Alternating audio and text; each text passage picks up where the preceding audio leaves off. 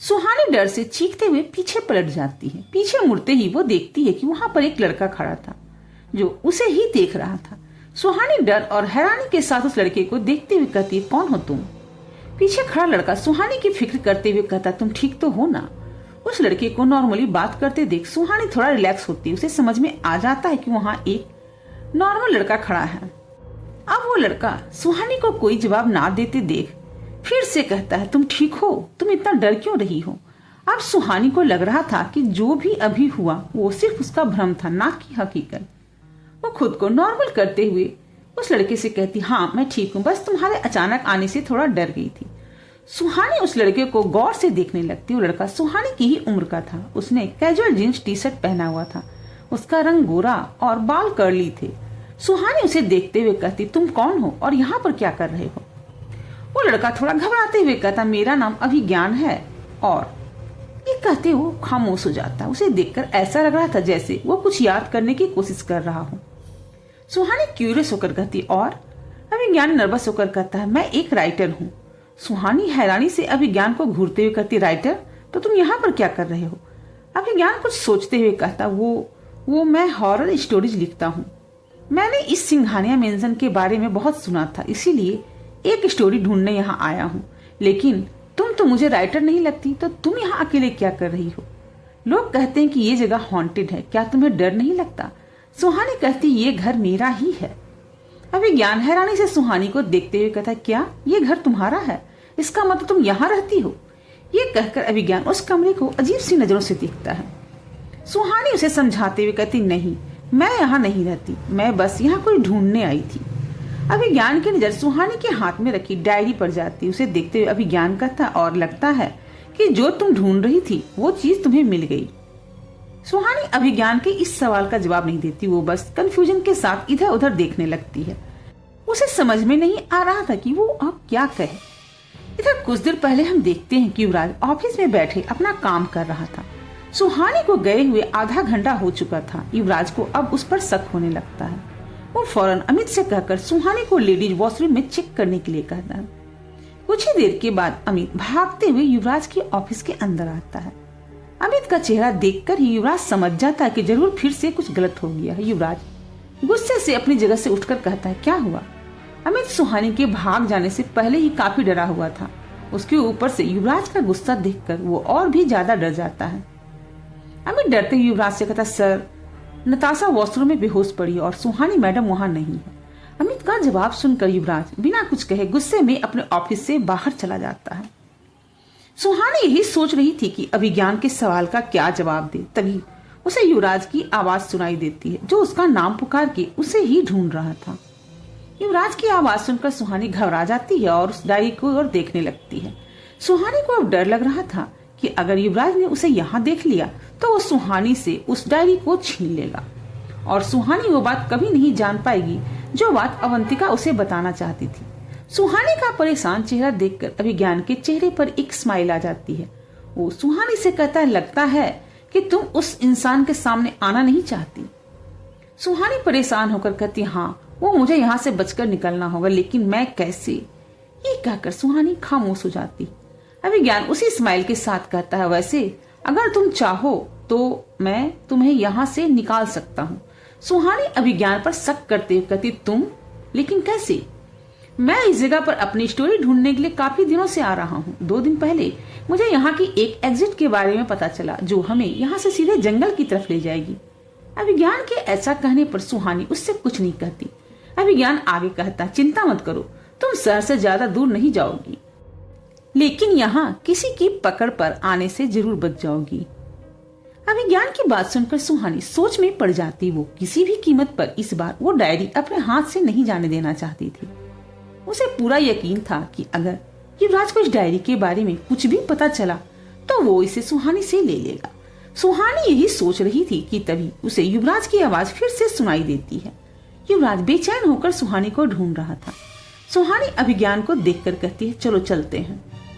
अभिज्ञान सुहानी की तरफ अपना हाथ बढ़ा देता है। सुहानी बिना कुछ सोचे उसका हाथ थाम लेती है और वो दोनों आगे बढ़ जाते हैं। अभिज्ञान सुहानी को लेकर उस कमरे से बाहर निकल जाता है। इस वक्त युवराज बंगले के दूसरे हिस्से में सुहानी को ढूंढ रहा था। अभिज्ञान सुहानी को लेकर उसी कमरे में चला जाता है जहाँ से तहखाना जाने का रास्ता था। उसी तहखाने में 4 साल पहले सुहानी, निशा और विवेक ने सना को ढूंढा था। उस कमरे के अंदर आकर अभिज्ञान तहखाने का दरवाजा खोल देता है।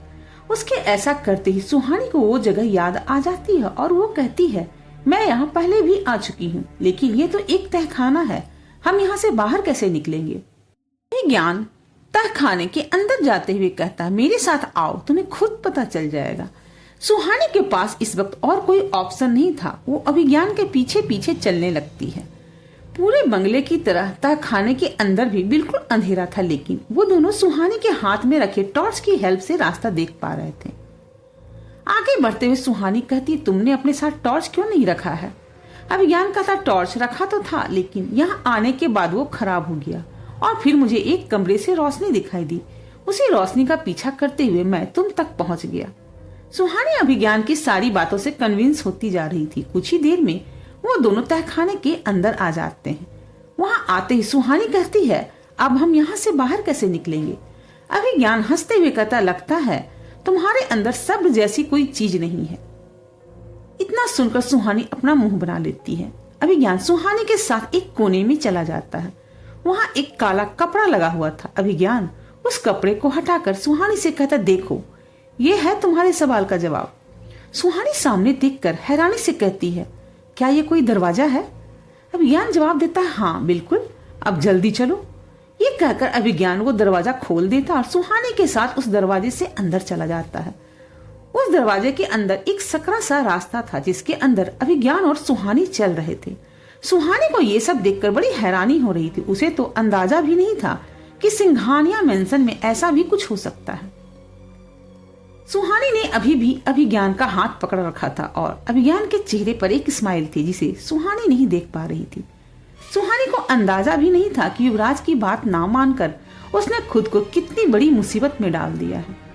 कुछ ही देर में वो रास्ता खत्म हो जाता और सुहानी अभिज्ञान के साथ वहां से बाहर आ जाती है।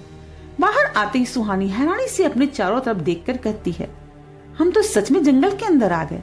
तुम्हें इस रास्ते के बारे में कैसे पता चला। अभिज्ञान आगे बढ़ते हुए कहता, मैं काफी टाइम से सिंघानिया मेंशन में घूम रहा था। मुझे कोई भूत तो नहीं मिला, लेकिन वो तहखाना और ये रास्ता मिल गया। सुहानी कहती, तुम्हें शहर का रास्ता तो पता है ना। अभिज्ञान एक स्माइल के साथ कहता, हाँ बिल्कुल, अगर हम चलते रहे तो आधे घंटे में वहां पहुंच जाएंगे। सुहानी आगे बढ़ते हुए कहती, तो फिर ठीक है, चलते हैं। सुहानी और अभिज्ञान एक साथ आगे बढ़ने लगते हैं। इधर दूसरी तरफ युवराज ने सुहानी को पूरे सिंघानिया मेंशन में ढूंढ लिया था, लेकिन सुहानी उसे कहीं भी नहीं दिखाई देती है। सुहानी को ढूंढते हुए युवराज उस तहखाने के अंदर भी जाता, लेकिन उसे बिल्कुल भी अंदाजा नहीं था कि वहां से बाहर जाने का कोई रास्ता भी हो सकता है। इसलिए युवराज तहखाने में सुहानी को ढूंढकर वापस चला आता है। युवराज सुहानी को ना पाकर पूरी तरह से परेशान हो गया था। पहले उसे लगा था कि सुहानी उसे सिंघानिया मेंशन में ही मिल जाएगी, लेकिन ऐसा कुछ भी नहीं हुआ था। अब युवराज के दिमाग में बुरे बुरे ख्याल आने लगे थे, जो उसके डर को और भी ज्यादा बढ़ाते जा रहे थे। इसके ऊपर से बार बार उसके फोन पर निशा और विवेक का कॉल आ रहा था। रात हो चुकी थी और सुहानी के अब तक घर ना पहुंचने की वजह से वो दोनों भी काफी परेशान हो गए थे। इधर सुहानी और अभिज्ञान उस घने जंगल में चल रहे थे। सुहानी परेशान होकर कहती है, तुमने तो कहा था कि हम आधे घंटे में पहुंच जाएंगे। आधा घंटा हो गया है और हम अभी भी जंगल में ही हैं। अभिज्ञान कहता, क्योंकि तुम मुझसे बहुत धीरे चल रही हो। वैसे भी हम काफी हद तक पहुंच चुके हैं। अपने आसपास देखो, अब जंगल पहले से कम घना है। इसका मतलब हम बाहर की तरफ बढ़ रहे हैं। बस 5 मिनट और तुम फिर रोड पर होगी। अभिज्ञान इतना ही कह पाया था, तभी उसके चेहरे पर जो स्माइल थी वो गायब हो जाती है, क्योंकि उसे अपने सामने कुछ ही दूरी पर एक आदमी खड़ा दिखाई देता है। अभिज्ञान के साथ साथ सुहानी को भी सामने कोई दिखाई देता है, लेकिन काफी दूर होने की वजह से सुहानी उस आदमी का चेहरा नहीं देख पा रही थी। वो आदमी धीरे धीरे सुहानी और अभिज्ञान की तरफ ही बढ़ रहा था। ये देखकर अभिज्ञान की पकड़ सुहानी के हाथ पर और भी ज्यादा मजबूत हो जाती है। कुछ ही देर में वो आदमी सुहानी के पास आकर रुक जाता है। उस आदमी का चेहरा देखते ही हैरानी से सुहानी की आंखें बड़ी हो जाती है। उसके सामने विक्रम राठौर खड़ा था, जो एक डेविल स्माइल के साथ सुहानी को ही देख रहा था और अभिज्ञान गुस्से से विक्रम को घूर रहा था। विक्रम उसी स्माइल के साथ सुहानी से कहता है, क्या हुआ सुहानी सक्सेना, अपने हस्बैंड से इतना जल्दी दिल भर गया कि तुमने अपना पार्टनर ही बदल दिया। वैसे अगर तुम चाहो तो मैं भी तुम्हारे लिए बिल्कुल फ्री हूँ। विक्रम की बातों को सुनकर सुहानी को भी गुस्सा आने लगता। वो विक्रम को घूरते हुए कहती है, अपनी औकात में रहो। विक्रम कहता, इस वक्त तुम्हें इस लड़के के साथ देखकर ऐसा तो नहीं लगता कि हद जैसा सब तुम्हारे लिए है। वैसे अच्छा ही हुआ कि तुम मुझे यहाँ मिल गई। अब मुझे तुम तक पहुंचने के लिए उस युवराज का सामना नहीं करना पड़ेगा। ये कहते हुए विक्रम अपना हाथ सुहानी के चेहरे की तरफ बढ़ाता है। इससे पहले कि सुहानी विक्रम को रोकती, अभिज्ञान विक्रम का हाथ पकड़ लेता है। अभिज्ञान के ऐसा करते ही विक्रम के चेहरे की स्माइल हैरानी में बदल जाती है और वो अभिज्ञान को एक टक देखने लगता है। अभिज्ञान विक्रम को गुस्से से घूरते हुए सुहानी से कहता है, सुहानी यहाँ से नॉर्थ डायरेक्शन की तरफ बढ़ जाओ, 5 मिनट के अंदर तुम शहर में होंगी। सुहानी अभिज्ञान की फिक्र करते हुए कहते, लेकिन तुम। अभिज्ञान सुहानी की बात को काटते हुए कहता, मेरी चिंता तुम मत करो, मुझे ये सब संभालना अच्छे से आता है, तुम अभी यहाँ से जाओ। अभिज्ञान के जोर देने पर सुहानी उन दोनों को वहीं छोड़कर वहां से चली जाती है। सुहानी के जाने पर विक्रम कुछ रिएक्ट नहीं करता, वो बस अभिज्ञान को हैरानी से देख रहा था। विक्रम कहता, कौन हो तुम? अभिज्ञान विक्रम का हाथ छोड़ देता है और एक डेविल स्माइल के साथ कहता, तुम्हें क्या लगता है? ये कहते ही अभिज्ञान कुछ देर पहले हुए इंसिडेंट को याद करने लगता है। सिंघानिया मेंशन में वो चीज सुहानी की तरफ बढ़ने के बाद गायब कहीं नहीं हुई थी, बल्कि उसके ठीक पीछे आकर खड़ी हो गई थी। वो चीज और कोई नहीं बल्कि अभिज्ञान ही था। विक्रम गुस्से से अभिज्ञान को घूरते हुए कहता है, वो सिर्फ मेरी है। अभिज्ञान भी गुस्से में कहता, अच्छा तो ठीक है, ये अभी देख लेते हैं। इधर अभिज्ञान के कहने पर सुहानी नॉर्थ डायरेक्शन की तरफ बढ़ रही थी। अभी उसके हाथ में वही डायरी थी जिसे ढूंढने के लिए उसने इतना बड़ा रिस्क लिया था। सुहानी जल्द से जल्द घर पहुंचकर वो डायरी पढ़ना चाहती थी, क्योंकि शायद उस डायरी में सुहानी को अपने कुछ सवालों के जवाब मिलने वाले थे। सुहानी यही सब सोचते हुए आगे बढ़ रही थी, तभी उसे अचानक से अपने पैर में एक अजीब सा दर्द होता है। सुहानी टॉर्च की हेल्प से नीचे देखती है तो उसे वहाँ एक सांप चलता हुआ दिखाई देता है। ये देखकर सुहानी को समझने में देर नहीं लगती कि उसे सांप ने काट लिया है। सुहानी बड़ी तेजी से रोड की तरफ बढ़ती है, लेकिन कुछ ही मिनटों में उसका सर घूमने लगता है और वो चक्कर खाकर जमीन पर गिर जाती है। इधर दूसरी तरफ युवराज पागलों की तरह सुहानी को ढूंढ रहा था। उसे ढूंढने के लिए युवराज ने पूरा शहर अपने सर पर उठा लिया था। उसने खुद पिछले कई घंटों में अपनी कार से शहर के कई चक्कर लगा लिए थे, लेकिन सुहानी उसे कहीं भी दिखाई नहीं दे रही थी। युवराज कार ड्राइव कर ही रहा था, तभी उसका फोन बजता है। युवराज बिना देरी किए वो फोन उठाकर कहता, हेलो। फोन से आवाज आती, हेलो युवराज सर, मैं डॉक्टर हर्ष मेहरा लाइफ केयर हॉस्पिटल से आपकी वाइफ सुहानी सक्सेना को कुछ लोग लेकर यहाँ आए हैं, वो अभी यहाँ एडमिट हैं। डॉक्टर की बात सुनकर युवराज की सांसें रुक जाती है और वो फौरन कार की ब्रेक लगा देता और बौखलाहट के साथ कहता है, क्या हुआ है सुहानी को? डॉक्टर का जवाब आता है, सुहानी मैडम कुछ लोगों को जंगल में मिली थी, उन्हें सांप ने काट लिया है, लेकिन परेशान होने की कोई बात नहीं है। शायद वो सांप जहरीला नहीं था, इसीलिए वो सिर्फ बेहोश हुई है। डॉक्टर का जवाब सुनकर युवराज एक चैन की सांस लेता है और अपनी आंखें बंद करके अपना सर कार की सीट पर टेक देता है। युवराज के मन में अब तसल्ली थी कि सुहानी का अब पता चल गया है और अब वो ठीक है। युवराज कुछ देर तक इसी तरह से खामोश बैठा रहता है। युवराज का जवाब न मिलने पर फिर से फोन से डॉक्टर की आवाज आती है, Yuvraj sir are you there? Doctor की आवाज सुनकर युवराज होश में आता है और वो अपनी आंखें खोलकर कहता, हाँ उसका ध्यान रखो, मैं अभी आता हूँ। ये कहकर युवराज फौरन अपने कार में बैठकर गाड़ी स्टार्ट कर देता है। कुछ ही देर में युवराज हॉस्पिटल पहुंच जाता है और वो बड़ी तेजी से उस रूम की तरफ बढ़ रहा था जहां सुहानी थी। युवराज वहां पहुंचते ही सुहानी के रूम के अंदर चला जाता है। सुहानी के रूम के बाहर एक आदमी खड़ा था। वो युवराज को रोकने की कोशिश करता है। शायद वो युवराज से कुछ कहना चाहता था, लेकिन युवराज उस पर बिना ध्यान दिए रूम के अंदर चला जाता है। अंदर आकर युवराज देखता है कि सुहानी सही सलामत अपने बेड पर बैठी थी और डॉक्टर उससे कुछ बात कर रहा था। सुहानी को देखकर युवराज के बेचैन दिल को थोड़ी राहत मिलती है, लेकिन युवराज को देखते ही सुहानी के दिल की धड़कन और भी ज्यादा बढ़ जाती है। सुहानी को अंदाजा भी नहीं था कि युवराज अब उसके साथ क्या करने वाला है। युवराज बिना कुछ कहे सुहानी के बेड के पास आकर बैठ जाता है। वो सुहानी की घबराहट को नोटिस कर रहा था। डॉक्टर सुहानी की आंखों को चेक करते हुए कहता है, अब आपको कैसा लग रहा है? सुहानी तिरछी नजर से युवराज को देखकर कहती है, अब मैं ठीक हूँ, बस मेरा सर भारी लग रहा है। डॉक्टर कहता है कि आप लकी हैं कि जिस सांप ने आपको काटा था वो जहरीला नहीं था और वक्त पर फॉरेस्ट टीम आपको लेकर यहाँ आ गई। सुहानी युवराज से डरकर अपने मन में कहती है, सांप के जहर से तो मैं बच गई, लेकिन अब मुझे इनसे कौन बचाएगा? डॉक्टर युवराज से कहता, मिस्टर दीवान, अब मिसेस दीवान बिल्कुल ठीक है, आप थोड़ी देर बाद इन्हें घर लेकर जा सकते हैं। युवराज सुहानी को देखते हुए बस हाँ में जवाब देता और इसके बाद डॉक्टर वहां से चला जाता है। डॉक्टर को जाते देख सुहानी फिर से अपने मन में कहती, अरे मुझे इनके साथ अकेले छोड़कर मत जाओ, वरना तुम्हारे वापस आते तक मैं जिंदा नहीं रहूंगी। सुहानी अब भी तिरछी नजर से युवराज को देखती है जो एकटक उसे ही देख रहा था। सुहानी अब वो सारी लाइंस रिकॉल करने की कोशिश कर रही थी जो अभी होने वाली लड़ाई में वो युवराज से कहने वाली थी। युवराज के कुछ ना कहने पर सुहानी जैसे ही उसे कुछ कहने वाली होती है, युवराज उठकर सुहानी के बेड पर बैठ जाता और उसे गले से लगा लेता है। युवराज को ऐसे अचानक अपने पास आते देख सुहानी पहले तो डर जाती, लेकिन युवराज के हग करते ही उसका डर अब हैरानी में बदल जाता है। युवराज ने कसकर सुहानी को गले से लगाया था और उसकी आंखें अब बंद थी। वो सुहानी के अपने पास होने के एहसास को महसूस करना चाहता था।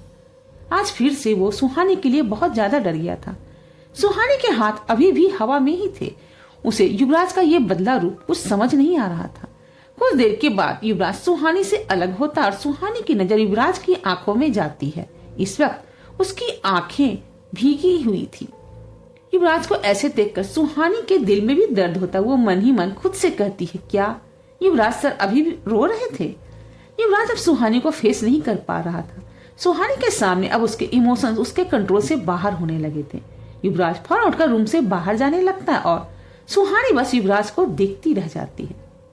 इधर निशा और विवेक को भी सुहानी के बारे में पता चल गया था। वो दोनों भी सुहानी के पास हॉस्पिटल आ जाते हैं। जैसे ही वो सुहानी के प्राइवेट वार्ड के अंदर जाने वाले होते हैं, उन्हें किसी की आवाज सुनाई देती, सर 1 मिनट। उस आवाज को सुनकर निशा और विवेक के कदम वहीं रुक जाते हैं और उन दोनों की नजर उस आदमी पर जाती है जिसने उन्हें आवाज दिया था। उनके सामने यूनिफॉर्म पहने एक आदमी खड़ा था जिसकी उम्र लगभग 40 साल लग रही थी।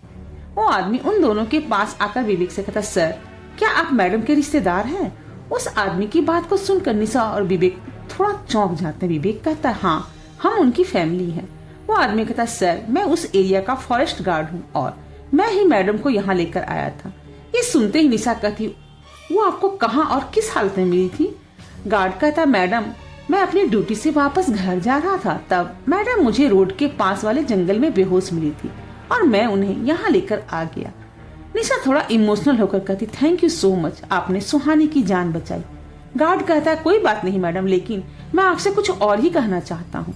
निशा और विवेक एक दूसरे को देखते हैं और फिर एक साथ उस गार्ड से कहते हैं, क्या बोलना चाहते हैं आप? वो गार्ड अपने हाथ में रखी डायरी उन दोनों की तरफ बढ़ाते हुए कहता है, जब मुझे मैडम जंगल के पास बेहोश मिली थी तब उनके हाथ में ये डायरी थी।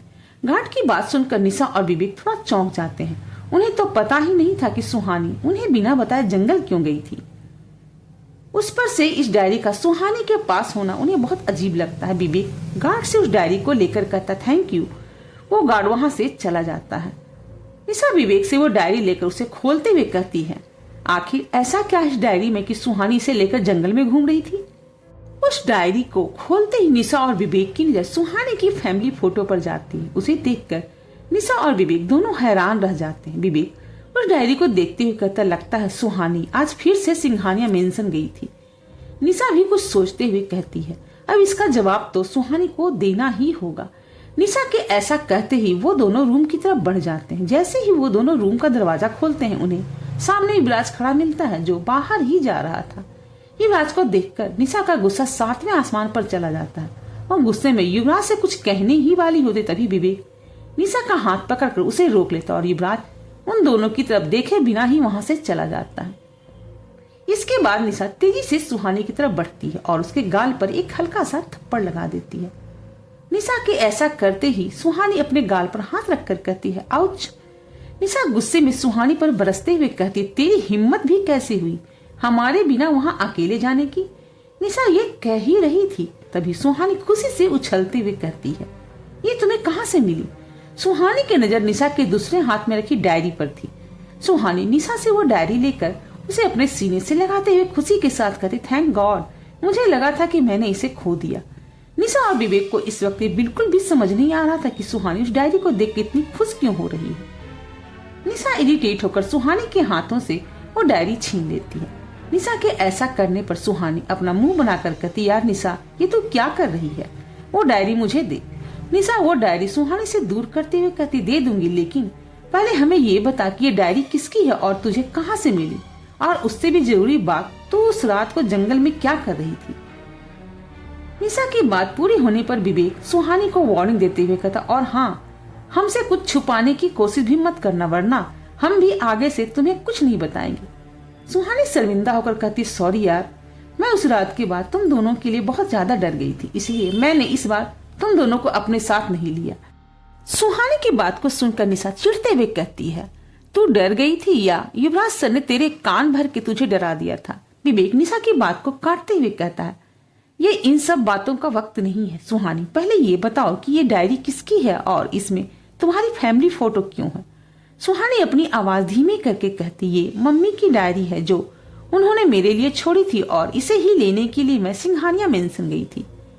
सुहानी का जवाब सुनकर निशा और विवेक उसे हैरानी से आंखें फाड़कर देखने लगते हैं। इसके बाद सुहानी उन दोनों को शुरू से सारी बातें बता देती है, उसका सपना, वो चीज, अभिज्ञान, सब कुछ। सारी बातें सुनने के बाद विवेक कहता है, वो कौन सी चीज है जो हमेशा तुम्हें सपने में दिखती और सिंघानिया मेंशन में भी दिखी थी?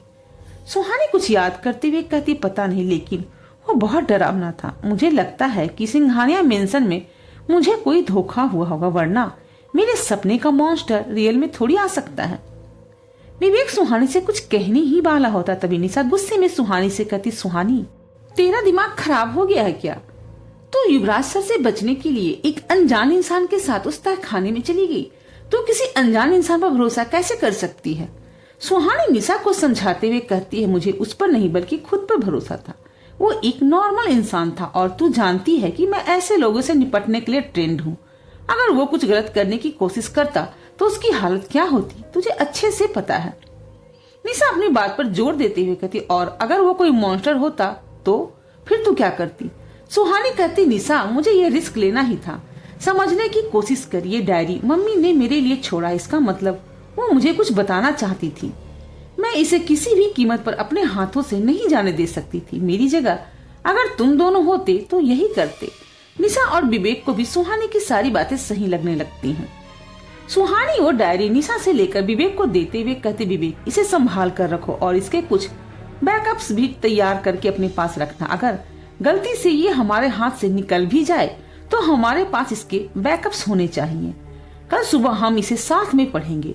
विवेक सुहानी से वो डायरी लेते हुए हाँ में अपना सर हिला देता है। इसके बाद वो तीनों आपस में बातें करने लगते हैं। इधर युवराज हॉस्पिटल में अपना सर दोनों हाथ में टेके हुए बैठा था।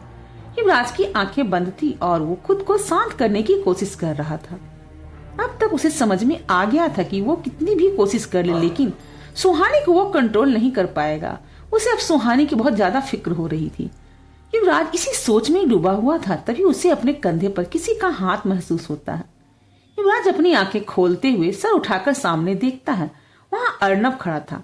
अर्नब भी सुहानी से मिलने हॉस्पिटल आया था और युवराज को इस तरह अकेले बैठा देखकर उसके पास आया था। अर्नब को देखकर युवराज खुद को नॉर्मल करते हुए कहता, एसपी सिंह, आप यहाँ? अर्नब युवराज की आंखें देखकर उसकी हालत समझ जाता है और उसके पास आकर बैठ जाता है। अर्नब युवराज से कहता है, सुहानी के लिए परेशान हो? अर्नब का सवाल सुनते ही युवराज बौखलाहट के साथ कहता, आई रियली डोंट अंडरस्टैंड कि मैं उसे कैसे हैंडल करूं। वो खुद बार बार खतरे की तरफ बढ़ती जा रही है और मैं उसे रोक ही नहीं पा रहा हूं। अर्नब युवराज की आवाज में उसकी बेचैनी को साफ साफ समझ पा रहा था। अर्नब बिल्कुल शांत होकर युवराज से कहता, मिस्टर युवराज, एक बात बताइए, जब सुहानी आपको नहीं आज मिल रही थी तो आपको उसके बारे में कुछ भी जब पता नहीं चल रहा था तो आपको कैसा लग रहा था? अर्नब का सवाल सुनकर युवराज बस उसे देखता रहता, लेकिन कुछ भी नहीं कहता। अर्नब के सवाल का जवाब युवराज के पास था। सुहानी के ना मिलने पर युवराज को सांस भी नहीं आ रही थी। हर पल उसे ये डर लग रहा था कहीं उसके साथ कुछ बुरा ना हो गया हो और ये डर युवराज की पल पल जान ले रहा था।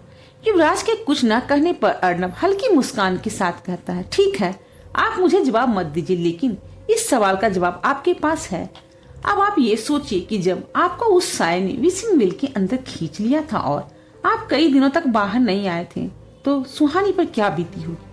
अर्नब की बात सुनकर युवराज के दिल की धड़कन बढ़ जाती है और उसे 3 साल पहले सुहानी की हालत याद आती है, जब सुहानी बार बार दीवान मिला के बाहर आकर युवराज तक पहुंचने की कोशिश करती थी, लेकिन युवराज उसे खुद तक आने नहीं देता था। अर्नब आगे कहता है, मैं उस वक्त सुहानी के साथ ही था। आपको पता है, जब आप मिल नहीं रहे थे तब हमारे लिए सुहानी को संभालना कितना मुश्किल हो गया था। वो आधी रात को उठकर उस कुएं के पास चली जाती थी और उसके अंदर जाने की कोशिश करती थी, और जब आप वापस आए तो सुहानी ने आप तक पहुंचने के लिए क्या क्या किया, ये आप भी अच्छे से जानते हैं। उसने 3 सालों में सक्सेना इंडस्ट्रीज आप तक पहुंचने के लिए ही खड़ा किया था, लेकिन इसके बदले उसे क्या मिला। पहले सुहानी आपकी सारी बातें मान लेती थी क्योंकि तब आप दोनों के बीच प्यार था। अब वो 3 साल पहले वाली सुहानी नहीं है। अब उसे आप कंट्रोल नहीं कर सकते। अगर आप उसे हैंडल करना चाहते हैं तो आपको उसे प्यार से हैंडल करना होगा, और उससे भी जरूरी बात, आपको फिर से उसका भरोसा जीतना होगा। युवराज अर्नब की सारी बातें बड़े ध्यान से सुन रहा था, लेकिन उसकी नजर इस वक्त अर्नब पर नहीं थी। अपनी बात पूरी करके अर्नब युवराज पर कंधे पर अपना हाथ रखता और फिर वहां से चला जाता है। युवराज वहीं बैठकर अर्नब की कई बात सोचने लगता है। सुहानी से मिलने के बाद अर्नब हॉस्पिटल से अपने घर के लिए निकल जाता है। रात हो चुकी थी और आज फिर से तेज बारिश हो रही थी। अर्नब की कार जंगल से होते हुए अपने घर की तरफ बढ़ रही थी। बारिश की वजह से अर्नब को सामने साफ साफ कुछ दिखाई नहीं दे रहा था, लेकिन तभी उसे रोड के किनारे कोई खड़ा दिखाई देता है। इस वक्त बारिश के रोड पर किसी को खड़े देखकर अर्नब को लगता है शायद उसे मदद की जरूरत होगी, और ये सोचकर ही अर्नब अपनी कार उसके पास आकर रोक देता है। अर्नब कार की कांच नीचे करके वहां खड़े इंसान को देखता है। रोड पर व्हाइट साड़ी में एक बहुत खूबसूरत लड़की खड़ी थी, जो बारिश में पूरी तरह से भीग चुकी थी।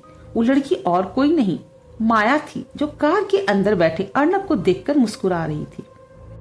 अर्नब को इस तरह सुनसान सड़क पर किसी लड़की का अकेले होना ठीक नहीं लगता। वो अपनी कार का दरवाजा खोलकर माया से कहता है, आप अंदर आकर बैठ जाइए, आपको जहाँ जाना है मैं वहाँ आपको छोड़ दूंगा।